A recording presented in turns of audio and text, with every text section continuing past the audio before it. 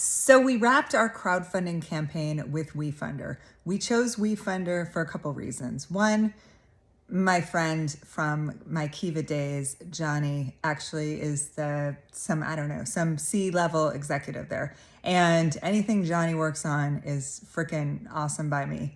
And two, I really liked how accessible their platform was.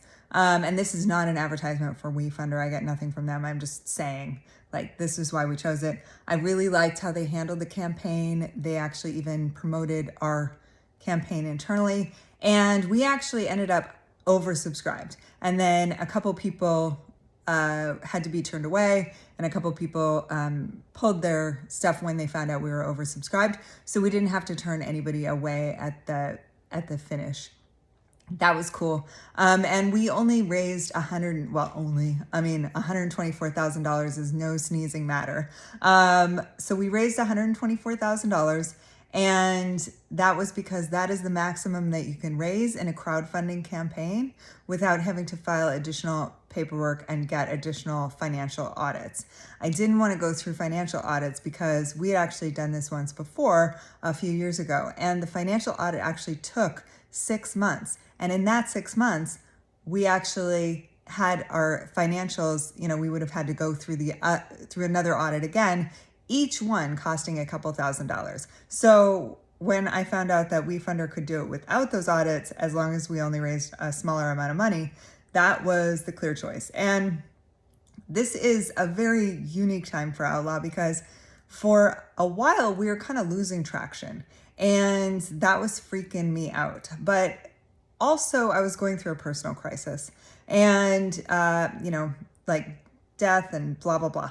And I got my mojo back, but we didn't have our audience back. So I needed to do a lot to raise this money, whereas 2 years ago it would have probably been a lot easier, but I wasn't fundraising 2 years ago. So the reason that we decided to go with a crowdfunding campaign is because I have always had this idea in my head of kind of, first of all, the democratization of our company. I really love the idea that customers would be able to weigh in on products and stuff like that. But also, I believe that wealth distribution should be available to people who don't have a lot of wealth.